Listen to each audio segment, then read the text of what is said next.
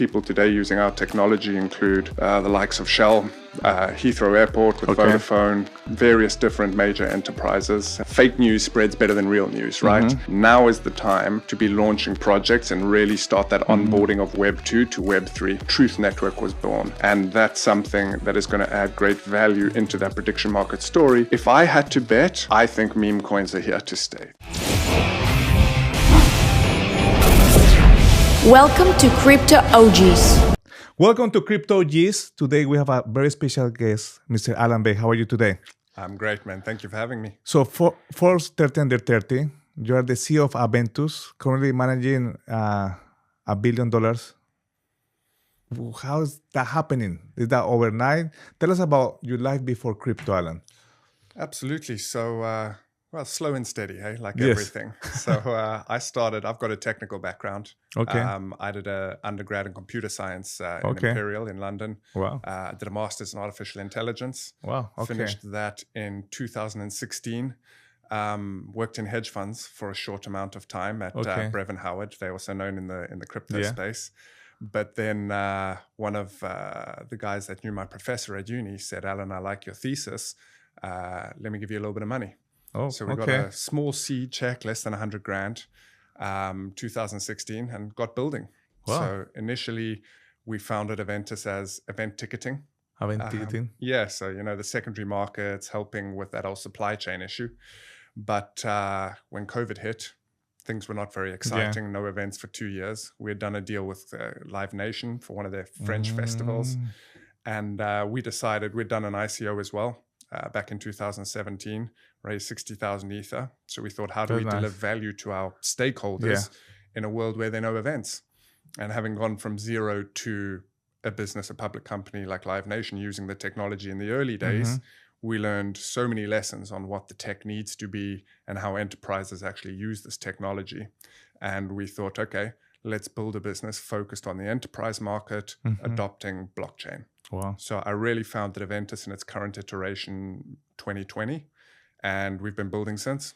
Ended up with some major enterprise clients. People today using our technology include the likes of Shell, Heathrow Airport with Vodafone, various different major enterprises, and now we're on to some exciting new things. Wow, so you were doing AI before everybody was talking about AI. This was pre-large language models, right? So yes, I did a master's in it in 2016, and then I ended up going into Web3 rather than AI because AI was not hot then. But do you think Web3 and AI are going to complement in the future? Absolutely. I mean, when you look at some of the issues in both industries, right? So if we look at the issues in AI, it's around the truth. What data are we training on? You've got user-generated content that's doing better than fake news spreads better than real news, right? And it's cheaper than ever to create this. But how do you actually tell the truth? And I think that's where Web3 can really help the AI industry, and the other way around. Web3 has all this great data. What do we do with that data? AI and agents are the answer to that problem. Alan, you have also very good background working for a hedge fund. Now, there is a lot of people that have come to my show, people that work for exchanges, people that have massive communities, people that are launching projects. And you are one of the few people that I haven't come across, but you are an OG. People probably don't recognize you in the space if you go to an event, but because you've been building in the background. You have an amazing case of a study. Now, tell the audience, how you find crypto in the last 2 years. And I know you are building a lot of projects, you are helping a lot of communities and a lot of companies to growth. But anything changed in the last 2 years? Obviously, the bull market is coming very soon, or we're in the bull market, who knows? But tell the audience, how was your perspective after FTX happened, and how you feel the community right now? And if somebody wants to build, what you will recommend them? Absolutely. So I think this is the most interesting time for the industry without a question. We've seen multiple bear markets and subsequent bull markets, but this most recent one since FTX is the most interesting. FTX really got everything on the radar of the regulators in a major way, right?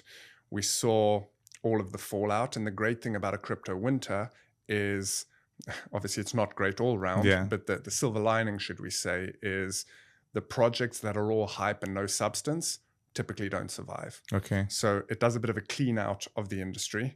And then when you come through the other side, when you have the likes of regulation actually setting in, I think we got that at the beginning of 2024. We got serious kind of frameworks, or at least precedents set in the US and globally, MiCA in Europe and whatnot. But most interestingly was probably the US election.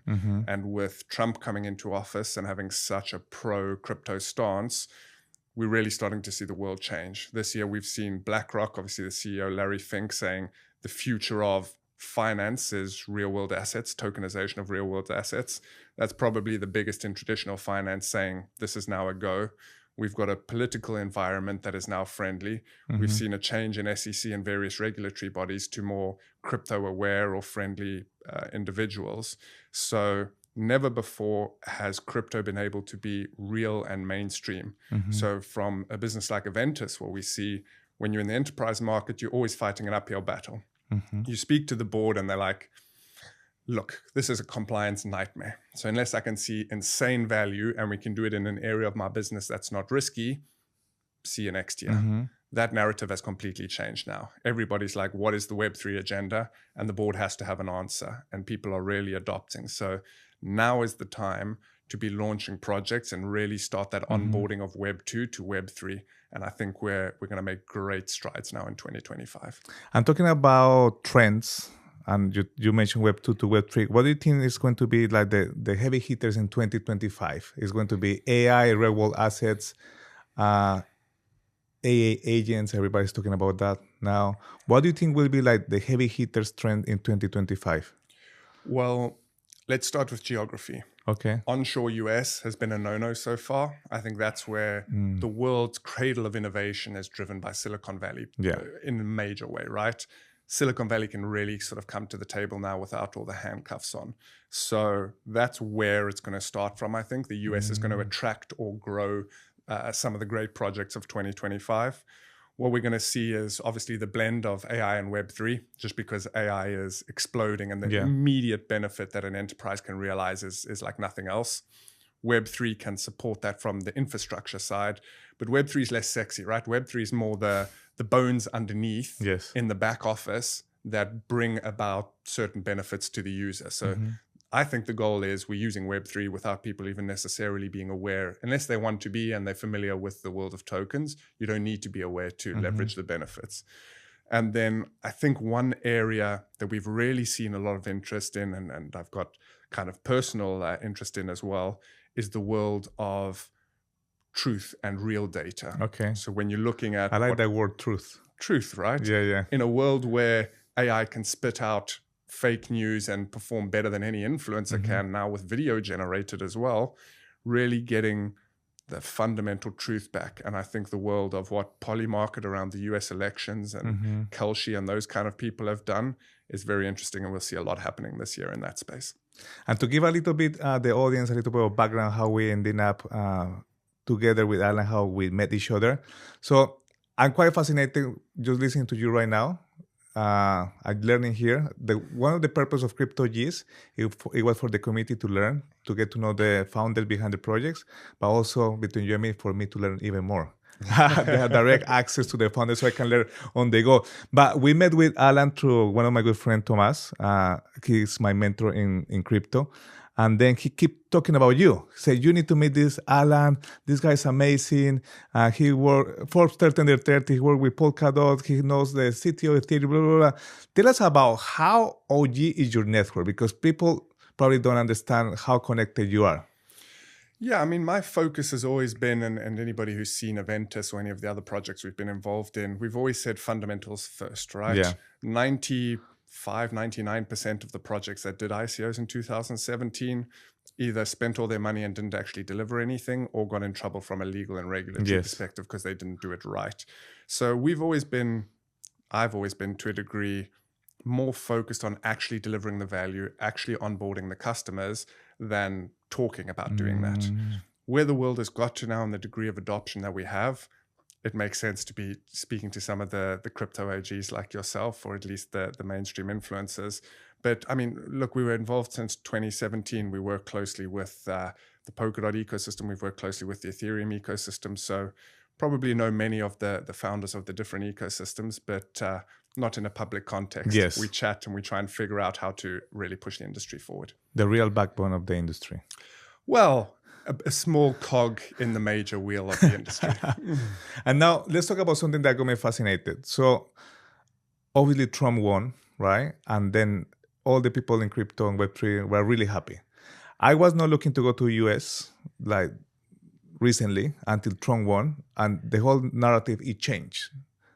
And also now that Thomas invited me to check what they're building with Blockchain Factory, with your help as well, and Galactic. Tell us about what you're building right now that is getting me excited to go all the way across the Atlantic Ocean and see the American fellows again.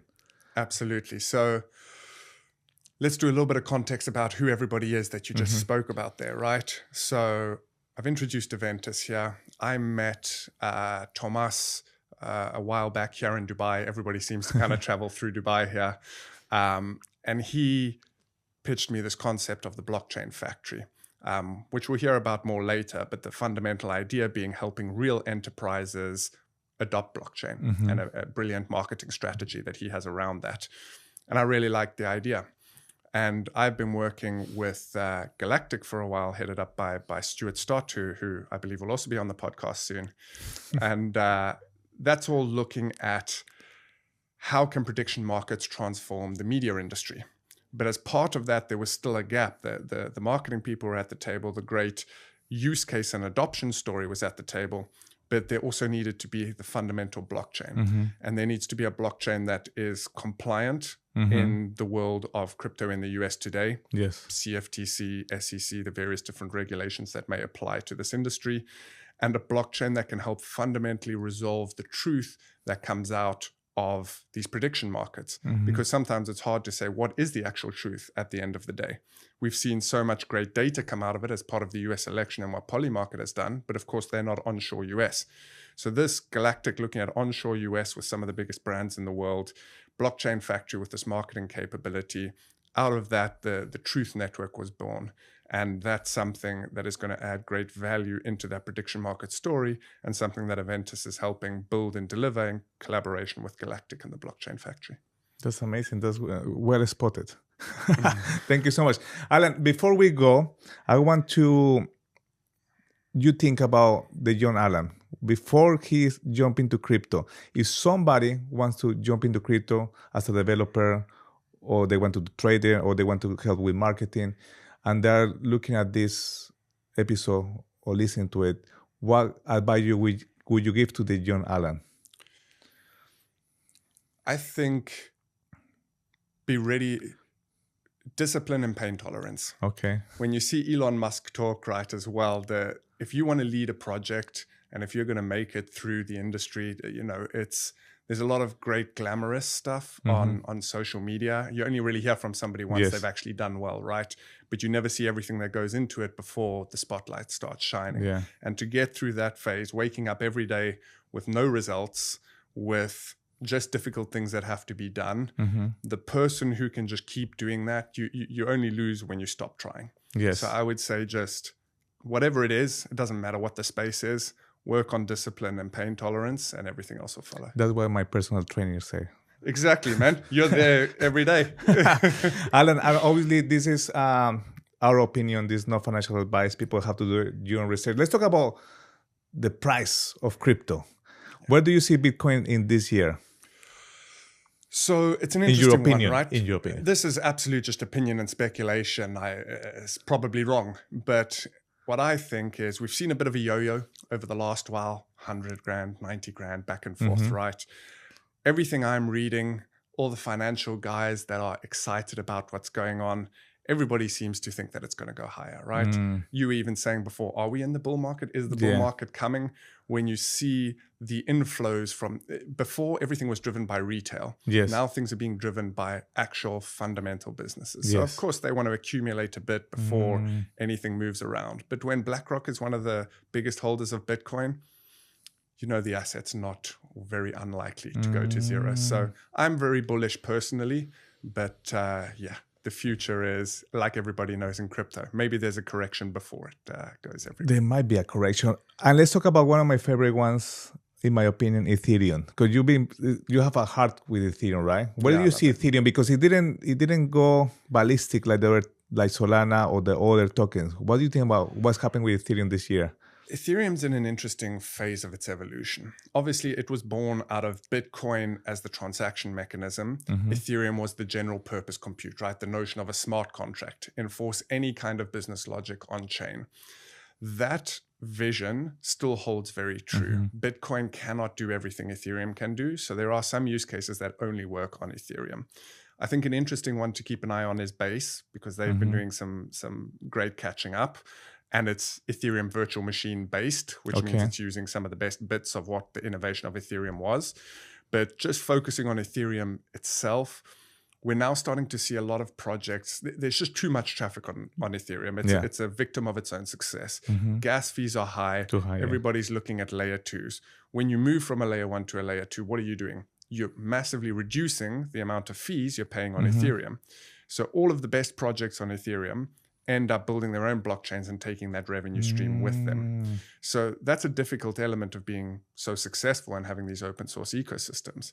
That being said, you cannot get the same degree of security and sophistication with that smart contract as what Ethereum offers. There's just nobody who's quite that size, right?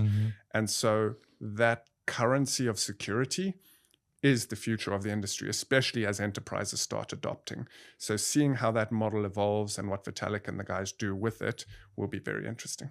Amazing. And I have the last question regarding the market situation right now. And I'd like to ask this question to people that are serious in the industry, that have built proper projects. But what do you think about Solana wrapping up with all the memes? Like Ethereum did it 3 years ago when the Shiba used Ethereum, right? And Pepe, but now Solana, the last 6 months, has been crushing it because all the retail, all the memes that are driving the narrative. What are your thoughts about it? Do you think it's going to last forever, or it's going to stop in some point? So I see a lot of people talk about memes being the same as what we saw with NFTs, up and down and then disappear, right? But I think the difference with what memes did well that NFTs didn't is they really generated that notion of community. You can see how strong people are chasing Pepe or whatever else. Yeah. There is always value to a community of people with an aligned economic incentive, even if there's nothing else associated with it. And that's what these projects deliver. Solana itself, anybody who teaches you in a VC, right? Start small, pick a niche, dominate that niche. And Solana really has dominated the niche of meme coins and set up that thriving ecosystem. If I had to bet, I think meme coins are here to stay. They might change what they look like. They might not be so overinflated, but in some shape or form, that notion of a community that is driven by nothing but a common economic interest has value. That's amazing. And you also mentioned prediction marketing. I know we're going to have a Stuart in the show very soon, but give us a little bit of hint. What is prediction marketing and what you're building with Galactic? Yeah, so prediction markets, at its fundamental financial construct, it's a futures contract. We are asking a question, is it going to rain tomorrow? And everybody's taking a view on if that's true or false. When you start it, it's 50 cents for true, 50 cents for false. If you are right, you get $1. But as people start participating in that market, that price changes, or you can look at it as a probability. That probability changes. So if the price is trading at 78 cents for yes, it's 78% probability that it's going to rain tomorrow based on crowd intelligence. So this is an economic concept that's been around for, I don't know, 20, 30, 40 years formally. Yeah. And this is, crowd intelligence is always greater than individual intelligence, especially when people have to put their money where their mouth is. So it's a really powerful way. The only reason this hasn't been realized before is the biggest problem for prediction markets is transparency. You need perfect information. Everybody knows what's being traded. Everybody knows exactly how we're resolving the truth. So that's why the combination of Galactic and the Truth Network can be so powerful to helping discover our best guess of the future. Wow. Okay, in my opinion, I just have like enlightened in my head, because you were talking about memes are going to stay, they're going to transform, and I'm not saying that prediction markets are going to be memes, but going to be the evolution of what people want to in the retail space. Because you say you put everything that's transparent and is truthful, people will feel more comfortable that go and buy a token that the devs can rug pull. So I see prediction market is going to take off, in my opinion.